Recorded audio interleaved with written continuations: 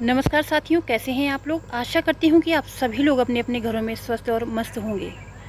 साथियों, आपसे सबसे पहले तो क्षमा चाहती हूँ कि बहुत दिनों के बाद मैं अपनी ये वीडियो बना रही हूँ, ये कंटेंट बना रही हूँ, क्योंकि कुछ ऐसी परिस्थितियाँ हो गई थी, मैं आप लोगों के बीच नहीं आ पाई। तो इसके लिए आपसे मैं क्षमा प्रार्थी हूँ। और आज का जो विषय मैं लेकर के आई हूँ वो है नए कानून में, यानी कि जो आपको पता है कि 1 जुलाई 2024 से नया कानून लागू हो चुका है। आईपीसी, सीआरपीसी और जो एविडेंस हमारी पहले चलती थी अब वो नहीं है, अब इसके बदले में बीएनएस आ चुका है। तो नए कानून यानी कि जो कि 31 जून रात को 12 बजे से लागू हो चुका है, उसमें सबसे पहली एफआईआर किस पे दर्ज हुई और क्या मामला बना। तो आइए शुरू करते हैं आज का ये वीडियो। तो साथियों, ये बहुत ही महत्वपूर्ण बात है कि बीएनएस लागू होते ही जो सबसे पहली एफआईआर दर्ज हुई है वो एक पुलिस वाले के खिलाफ ही हुई है। ये मामला आया था कर्नाटक राज्य से। साथियों, कोई भी चीज़ जब पहली बार लागू होती है, पहली बार चलाई जाती है, तो वो किसके खिलाफ होती है, ये एक इतिहास होता है। यानी कि जब सबसे पहले आईपीसी, सीआरपीसी और एविडेंस एक्ट आया था, उस समय भी जो एफआईआर सबसे पहले हुई थी वो भी एक इतिहास है। और इस समय बीएनएस लागू होते ही 30 जून को रात के 12 बजे के बाद जब बीएनएस लागू हो चुका था, यानी कि नया कानून आ चुका था, तो ये भी एक इतिहास हो चुका है कि एक एफआईआर जो दर्ज हुई इस कानून के तहत, इस बदले हुए नए कानून के तहत जो एफआईआर दर्ज हुई वो सबसे पहले एक पुलिस वाले के खिलाफ दर्ज हुई। और ये मामला कर्नाटक का है। मैं उनका नाम और उनकी पत्नी का नाम नहीं खोलना चाहूँगी। मैं आपको एक संकेत के माध्यम से ही बताऊँगी सारी घटना के बारे में। और कौन सी जैसे कि पहले हम जब किसी की हत्या हो जाती थी, 302 की धारा के तहत जो है मुकदमा चलता था, उस पर 302 लगाई जाती थी। लेकिन अब धाराएं भी चेंज हो चुकी हैं, क्योंकि कानून चेंज हुआ है तो धाराएं भी चेंज हुई हैं। तो आइए समझते हैं इस पूरे घटनाक्रम को। साथियों, ये जो एफआईआर दर्ज हुई है वो ऐसे पुलिस कांस्टेबल के खिलाफ दर्ज हुई है जो एसपी ऑफिस में उस समय जो है कार्यरत था। और उसके साथ उसके पति के जो संबंध थे वो अच्छे नहीं थे।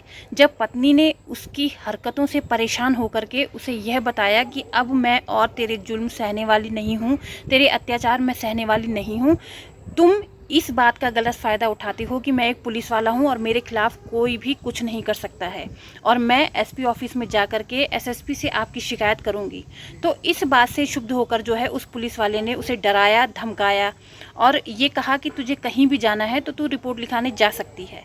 लेकिन वो महिला जब उस पुलिस कांस्टेबल की रिपोर्ट लिखाने के लिए एसपी ऑफिस जा रही थी, तो बीच में ही जो है किसी के माध्यम से जो उस पुलिस कांस्टेबल ने उस पर हमला करवा दिया।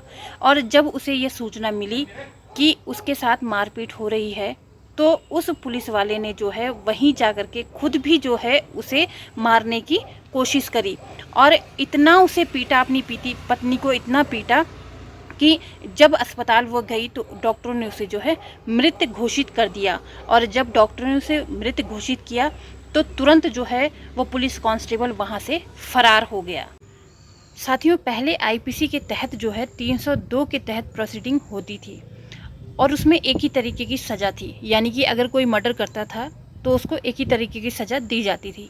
लेकिन बीएनएस में जो है दो तरीके के मर्डर में दो तरीके की सज़ा की व्यवस्था की गई है। सबसे पहले आप जान लीजिए कि बीएनएस में जो है अगर कोई हत्या का दोषी पाया जाता है तो उसे सेक्शन 103 के तहत जो है उसमें कार्रवाई की जाएगी, उसे सज़ा दी जाएगी सेक्शन 103 के तहत।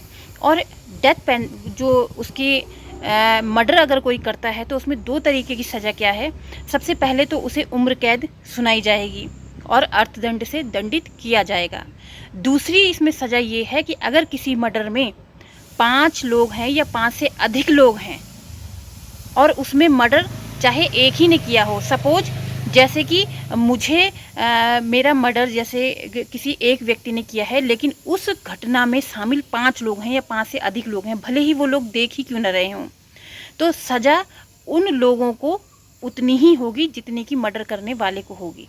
और अगर मर्डर किसी उद्देश्य से किया जा रहा है, जैसे कि उसकी जाति से संबंधित, उसकी जन्म स्थान से संबंधित, उसके रंग रूप भेद या किसी ऐसे पर्टिकुलर उद्देश्य से अगर उसका मर्डर किया जा रहा है, तो उसमें वो सभी लोग दोषी पाए जाएंगे जो कि देख भी रहे हैं और जो मर्डर कर रहा है। इसको मैं एक उदाहरण के तौर पे आपको समझाना चाहूँगी।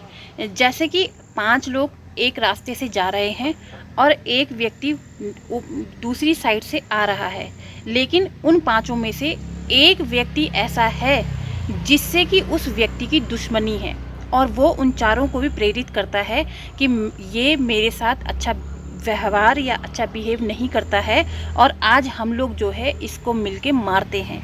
और वह स्वयं उसे मारने के लिए जाता है जो कि व्यक्ति सामने से आ रहा था, लेकिन जो 4 अन्य व्यक्ति हैं वो उस घटना को देख रहे हैं और ये समझ रहे हैं कि ये जो लड़ाई हो रही है इसमें मेरा दोस्त उस सामने वाले व्यक्ति को मार भी सकता है और ऐसी ही लड़ाई में वो व्यक्ति ख़त्म हो जाता है।